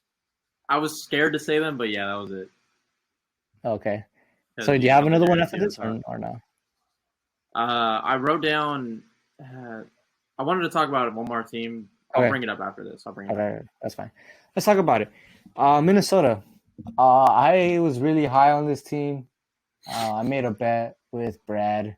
If they're at least a fourth seed, he would have to do the Wolves chant, but looks like that dream isn't coming true. So basically, I know the stats with Rudy on the floor without Cat. So basically, the pairing of Cat and Rudy is clunkier than I thought it would be. I thought it would be better because I thought they were just really talented. But I didn't think that there was going to be this much, what's the word? Disagreement between the superstars, specifically Anthony Edwards, Cat, and Rudy Gobert. It's bad when D'Lo's looking like the most competent, uh, I guess, superstar of your team or like all-star of your team. But yeah, anyways, with Rudy on the floor, they're a top defensive team. With Cat on the floor, they're a top offensive team, but a bottom defensive team. And Rudy with the offense, it drops as well with him on the floor. So is that with both of them? So what? There's the middle of With the both pack of with them, both. so with both of them, actually no. With what am I looking at? Sorry, I was so wrong about this team. Offensively, with both of them on the floor. What? Sorry, they are middle of the pack, but defensively, I believe they're also like a little bit below middle of the pack. They're 17th, so yeah. They're middle of the pack team, and I thought they would be better. Yeah. The reason I say crash and burn is specifically because of Anthony Edwards. I'm very disappointed in him. Not really because of what he's done on the court, although he's been very inconsistent. 1 minute he's gonna drop 30, the next he's gonna drop 10. But it's mostly what's going on off the court. I want to get your thoughts about this. So off the court, there's been a lot of like subtle shots he's taken. Basically, the team getting Rudy, saying that he wants more space in the paint, and saying he's not able to dunk. I saw that. Because Yeah. even though I think that's kind of stupid because John Morant dunks over anything. They're both athletic beasts. Currently in the season, he's averaging 22 on 46 and 35% from three, which is all decent on a steal. It's all decent, but he's very inconsistent, and he's basically bitching about getting Rudy Gobert, and Rudy Gobert is also taking shots back, saying, I basically saying like I wish these guys would try more defensively. Basically, the same shit he was saying in Utah. And then Kat chimes in, the leader of the team, saying, you know what, Anthony, you're pretty fat, man. Stop eating Popeyes. I don't know what's going on. They need a pecking order in this team. And I thought Anthony Edwards was going to be that leader, but right now he's still acting like a kid to me. What do you think about that? Yeah, he's. I didn't think he was gonna be that leader at all. I don't think him and Cat. It's him and Cat are both children to me. All right, hold up. Speak on it. I'll have to plug in my charger, but speak on it. Okay. Yeah, but like I was saying, like him and Cat are both children to me. They how do I put it? They don't really hold accountability. They both know they're talented, and I think that's especially it for Anthony Edwards. He's gotten so much hype, and he knows how good he is that he's just like, bro, fuck it. Like, I'm gonna talk shit. They're not gonna get rid of me. Because I mean, they're not. They're not gonna get rid of him. If they're gonna pick someone, they're gonna get rid of Rudy over him. I doubt they get rid of Rudy, obviously, because all the assets they gave up. But yeah, they're dysfunctional. I see them making the playoffs. They'll come back a little bit, but yeah, they're disappointing to say the least. And if that drama is in the beginning of the season, fuck man, wait until they lose more games. Then it's even worse. Wait until they get into an on-court scuffle. Let me check their schedule real quick, because right now it's very tenuous. So I wonder if they're gonna face like tough teams right now. Timberwolves. Yeah, because they weren't facing that hard of teams that they lost to. So. No, all right. Today they play the Knicks. That should be a W. The Knicks? Yeah. No, I don't think so. I think they lose. Really? Yeah. Knicks are below 500. Yeah, by like one game. Yeah, I mean, they should be the Knicks. They're more talented than the Knicks. Yeah, they should be, but they won't. Okay. I think they win because the play style matches up with them because they play Mitchell at the 5 and Julius at the 4. But and it depends. And then they play the Suns, Grizzlies, Cavs. So that's tough. But then they play the Magic, Sixers, and then So it's kind of like an okay schedule. They're 500. Yeah. So yeah, but I mean that's a big potential. I'll be surprised if they crash and burn, like surprised, but not too surprised. So that's why I picked them. Yeah, the chemistry ain't there. Yeah, so one team I want to get your quick thoughts on. So, man, how good are the Jazz? How high? The Dynasty Jazz. Just like realistically, bro, what are some realistic expectations? Like, can you see them being top 8 in the West? Yeah. No, because I think they're gonna still trade away their good players. I think it would be very stupid of them to continue with this team. It's a decent team. Yeah. It's way better than anybody thought. They're top 12 defensively and top 10 offensively. They just got to figure out who they want to trade, and then 6th offensively. Yeah, I mean, I'm just gonna say no because they're gonna trade away good players. So they're gonna crash and burn, but that's because they're gonna trade away players, though, not because of really anything going on with them. What two? So give me one or two players that you think they'll keep. Build around. I gotta look at the roster, man. Because, well, I mean, like, do you think they keep Laurie? Like, out of Sexton, Laurie, and Clarkson, which one do they keep? I don't know, because Laurie's been balling out. Maybe he's winning too many games for them that they get rid of him. They're just like, no. Plus, I mean, Victor Wembanyama plays his position, so. Well, because that's what I think. I think Laurie's value is so high right now that they're going to trade. Yeah, they should trade. Yeah, so high. I think they'll keep Sexton. That's what I think. Yeah, they'll keep Sexton for sure. He's young. Okay, so I'm looking at it. They'll keep Taylor, your guy Taylor. Kessler. I'm always going to remind you, bro. Kessler, Walker Kessler, definitely going to keep him. Obviously, he's a rookie. He's playing good. I think they're going to keep, like, Kelly Olynyk. I think Danny Ainge loves Kelly Olynyk. I think they'll trade away Clarkson and Laurie above anybody else. And maybe Mike Conley. They're going to keep Vanderbilt and probably Beasley. They'll probably buy out Beasley, to be honest. I don't see anybody really trading for Beasley. Yeah, same. I think the Clarkson and Laurie is definitely going to happen. I think it's going to happen pretty soon, too, because their value is high. So they got to get some fucking picks, bro. Just get some picks. Sell them to a contender, and you're good. Yeah, the Sixers are desperate. Yeah, give them Clarkson, bro. They'll fucking bounce on that shit. Did you think they would? Do you think they would trade PJ for Laurie already after they signed him? Oh nah, they won't. I doubt it. Oh man, they don't need it. I don't think they get a big, bro. I don't think they would trade for Laurie. I think they trade for Clarkson. Their franchise is just dumb, so like they just want it. Okay. So yeah. All right. So those were our redeem and crash and burn teams.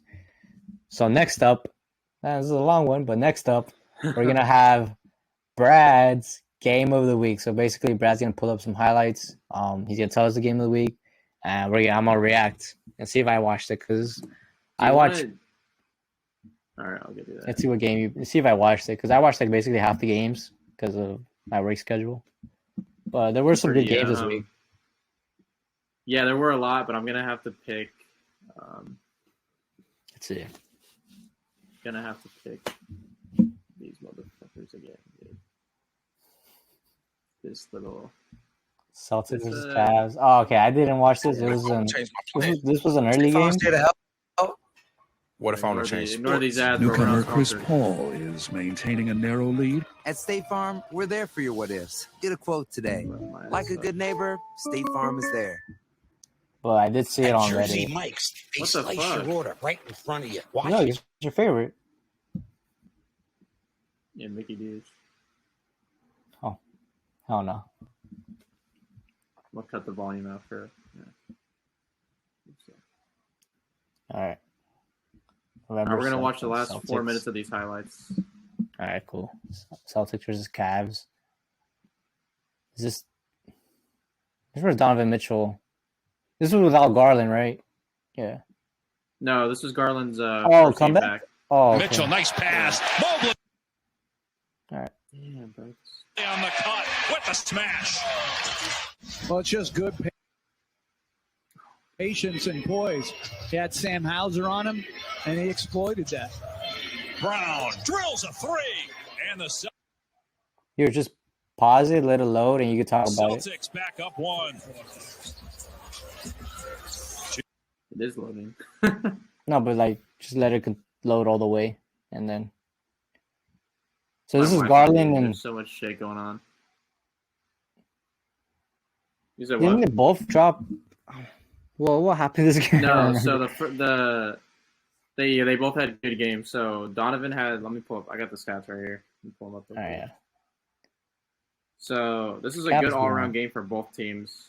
Yeah, the Cavs win, 114 and 113 in OT. Oh shit. Darius Garland had 29 and 12 assists, and then Donovan dropped 25. Allen had 14 and 14. Mobley and LeVert each had 15, and then Jaylen Brown dropped 30. And then Tatum had 26, 12, and 6, and then 4 freaking blocks. He went off. God damn. Yeah, Brogdon had 15. Williams had 11. And then Smart had 16. Smart was struggling, defensively. Yeah, as far as I can remember. I mean, obviously, because they had him on either one of the guards, and they both went off. So yeah, he had him on either one. What do you think about Okoro dropping out of the lineup, basically?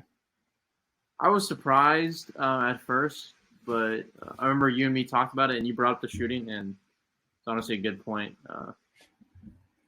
With Osman and Dean Wade stepping up, it makes sense that he got dropped.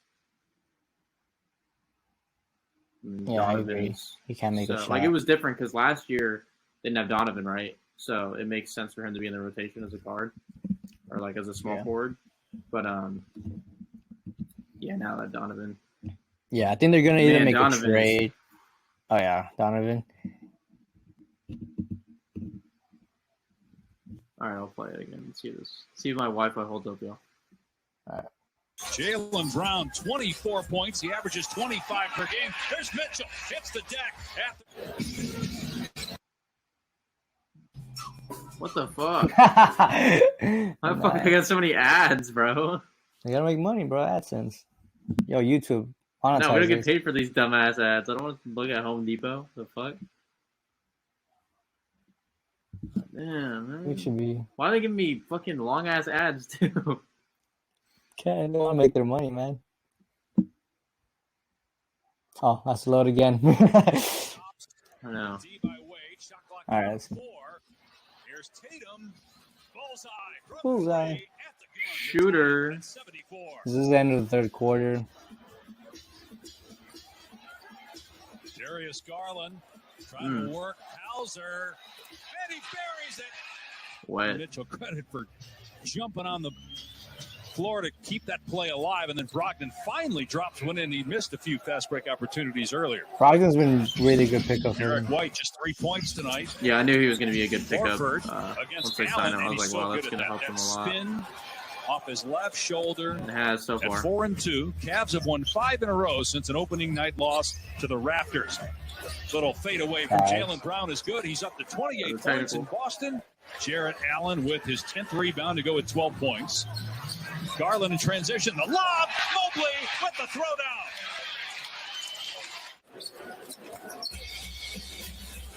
All right, fourth quarter LeVert's crunch time. driving. No look pass. And there's Mobley with another jam.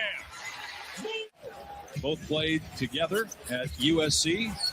Randy Enfield, their dad Eric on the staff as well. Shot clock at 8. So what are your thoughts about Mobley and Allen? So what are your thoughts? Now What if Smart, these the two reigning teams see each other in the player of playoffs? year on Garland, falling away. That was beautiful. What a shot. You said will they? Or if they do? No, well, yeah, what do you think will happen? Dude, let's go into a game 7. But it's hard to say. Yeah, I think Cleveland will win because Donovan plays good in the playoffs. He scores a lot. His team just sucks. The Jazz, obviously. And then last year, were the Cavs? They didn't make the playoffs, right? They barely. No, missed. they lost in the play-in. Yeah, they lost in the play-in. But They were injured. I can though. definitely see them. Yeah, I can see them winning. Fully healthy. Fuck, bro, it's such a good series, though. Probably like an all-time series, for real. Because these first 2 games, are my games of the week. So, it's pretty up there. Cavs Celtics. Yeah, it's a good little rivalry. It's a good little rivalry, too, because they're both young. Shot by Garland. And they kind of like Tatum has not attempted a shot from the they floor kind of in like a both a while. mismatch for each other. Because That Garland's one from the free throw line, and the friendly bounce for Tatum, having his first guard field Tatum goal. right now. Game that Joe Mazzulla's coached in the NBA as a head coach at Fairmont State for a Marcus couple of Smart- years. dude, Marcus It's a Smart just got beautiful turned move. on, dude. He had struggled. Shot clock down to 5. Brogdon defending Mitchell. Mitchell for 3, right in front of the Boston bench. He man. throws it, Fucking and the good lead this is up year. to 4 for the Up to Cavs. 4. They Now lost. Jaylen Brown has Garland on the switch. Horford's on Mitchell. They get it to Mitchell. 5 to shoot. Mitchell driving. Goes at Horford. Lucky. And lays it in off the glass. A 4-point lead. Once See, that's again what they for Mitchell. needed. That's what they needed last year. Working against Down the Jaylen Brown. stretch. Step back 2. It's good. Down the Donovan stretch, Mitchell taking scoring. over for the Cavaliers down the stretch. Williams will Sure, yeah, inbound. because they just They're they just relied on Tatum the cut, takes it look at this all the way fucking and poster, slams dude. it. Holy He shit. wanted a foul. He ties the game at That looked like a foul. 107. Yeah, but they're Now gonna call it. Mitchell in the guarded contract. by Brown. 4 Yeah. seconds left. Mitchell spinning with 2. Step And back. it's like, that's a blocked foul. by Tatum. And we go Oh, to blocked it. overtime. That's a foul. Jason Tatum on both Yeah, but ends he of hit his the hand, floor. and then he Cleveland 5-1. forearmed him. Minnesota They're 5 in a row. They're just not gonna. They're not Memphis gonna and call it. Portland to follow here on ESPN in Game 2 of our NBA Wednesday Double Dip. OT. Cleveland will start the Garland overtime at the ball. session in possession. Smart going to back down Garland. Spins past him. Rejection by Jarrett Allen. No, this is exactly why they're so good. Secondary defender. Now Garland with the left hand. The finish You know by Mitchell. who's a good comparison to Jared Allen? Robert Williams. Look down low to Jarrett Allen. that's A true. mistake Shot defensively blockers. by the Celtics. They are like the And same player. Cavs lead by They 5. can't shoot. At least Allen's healthy. Smart slipped. Yeah. Here's Brown at the elbow. It's good. And Jaylen Yeah, Brown imagine him now with with 30 that'd be even points. better matchup. Driving Bravo against off Jared the Allen. backboard. No. At Mobley 3, keeps it 1 minute alive. left. Tatum is there. 1-on-2. Tatum splits and scores. It's a 1-point game with a minute to go in overtime. Can't stop Tatum on transition. Cleveland does have a foul to give, but got to be careful in this situation. Here's Brown with Dang. one. Lets it fly. Jaylen Brown misses it, and that's the game. The Cleveland. Damn. Yeah, that was close though. For sure, I gotta watch the next Cavs Celtics. I miss both. It's because they start early, bro. No, right? Yeah, Yeah. for you. I mean, for me, it's different. Like earliest No, they yeah. start is like 7. Okay, over here is 4, I'm so ready. I'm not gonna be home. Yeah, I'm at my crib, so I'm just chilling. But yeah, that was Brad's game of the week, my game of the week. Brad's Oh. game of the week. We need like a soundboard. Yeah, facts. I want to get Cavs a versus soundboard Celtics. actually. Cavs versus Celtics Part 2. Let's see what game of the week he has next week. Do Yeah. Cavs and Celtics, when did they play again? Let's see. I don't think they play again. Did you? Another game I had. I don't know if you saw it, but it was the Pistons and the Bucks. I had that one as like my second. What, didn't they play twice? Yeah, but the one where like Drew hit that clutch. The first. That was the first game, right? I think it was the first game, right? Because the second game they dominated them. Yeah, the second game they dominated them. Yeah, it was the first game. It was the first game. Yeah. Oh yeah. I saw parts of that. Yeah. Yeah. I saw like the second half basically. Game. That was a good game. Cavs Celtics. When do they play next? Cavs Celtics. Let's see. We're nearing the end of the podcast. Almost at 2 hours. Next. Shit. My computer's hey man, a lot of NBA content. It's alright. It's worth it. Yeah, it is. It's only gonna get better. All right. Well, I looked this up. Okay, so next they don't play till March. So at 4:30. So we'll see if I can watch it. Yeah. So the last segment, we baller of the week.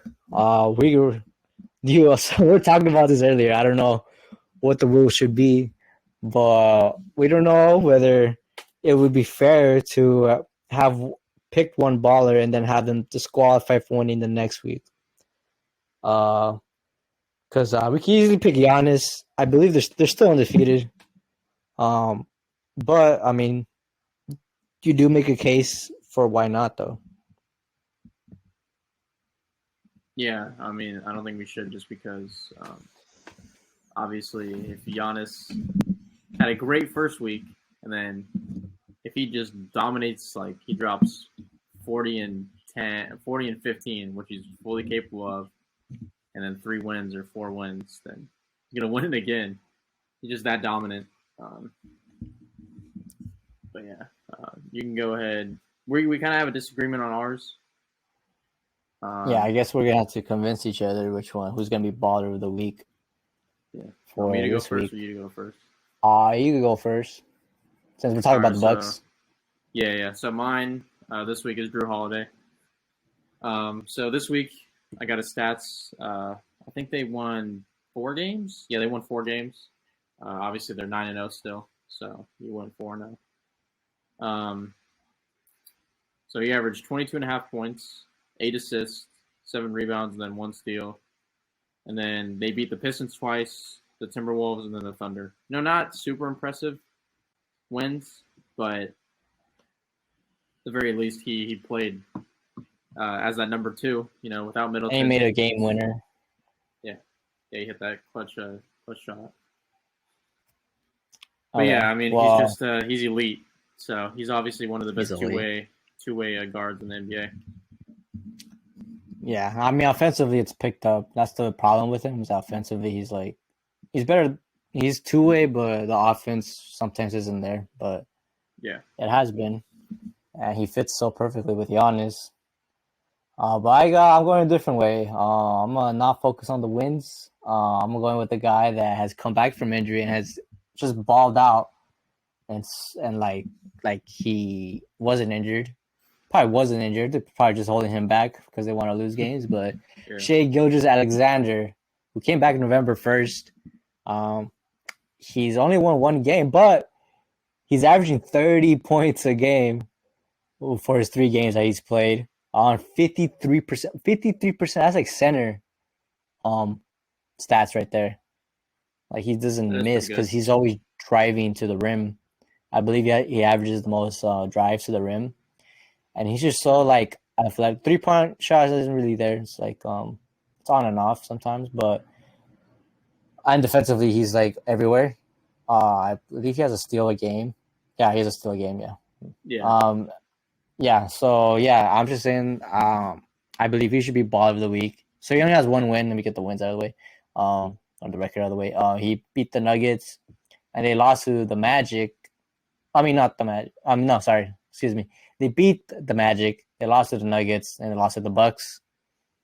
The last game, he only scored 18 points. It's probably definitely his worst game so far. But as far as what we saw in the other 2 games, he's been driving to the rim. He's an athletic beast. He's dominating from the 2-point range, and I believe I know his team's not really winning, but they're not designed to do so. Yeah, I mean, can't really hate. So I can't hate on that. Yeah, Yeah. like you can't hold that against him. He's definitely number one on that team by far. I just like how I see it is Drew Holiday put up those numbers as the number 2 with Giannis playing, because the game that Giannis didn't play, he dropped only 10, which was like bad. He dropped like 10 and I think like 13 assists. Sure. Yeah. So, I mean, still pretty good. Well, the way I was looking at it is like he just came back from injury, and he's already a beast. Good point. I mean, but he's always been a beast, bro. He's one of the most underrated players in the league. He's an all-star this season. He will be. Baller of the week. And how we do rock, paper, scissors for it. You know what? I'll concede. Just because they're still, just because they're undefeated. If they lost the game, then I would say you have to give it to Shea. But yeah, I'd agree with that. But yeah, I also love Drew, so let's give it to Drew. Let's put like. Yeah, no hate to Shea. I love Shea. Shea is one of my favorite players. Shea Bradley hates you. Don't say that. He hates you. Don't say that, dude. What if Shea's listening? He thinks bro? you're overrated. He thinks you're faking injuries. Shea, stop. Don't listen to him, bro. You're goated, bro. You're gonna be an all-star. Gross.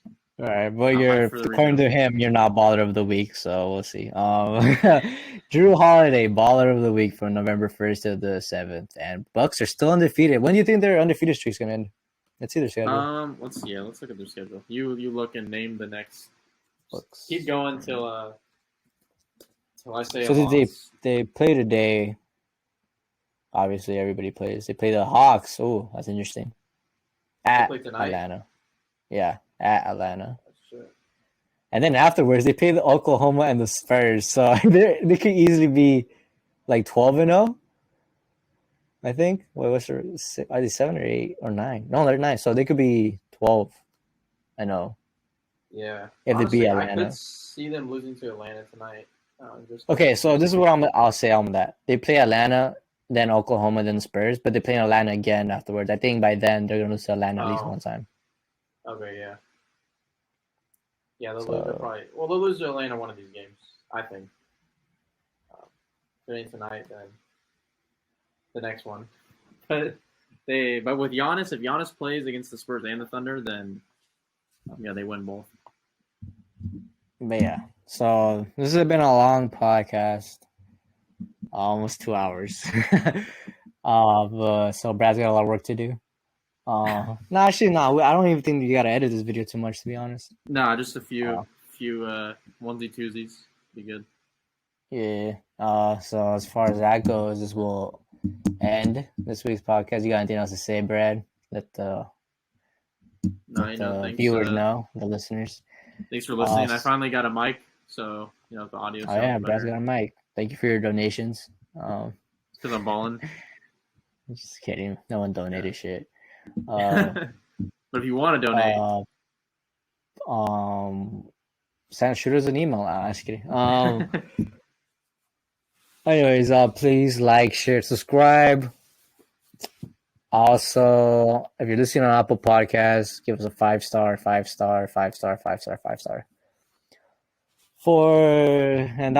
Sorry, it's a long hour. I'm hungry. I need to order some food, bro.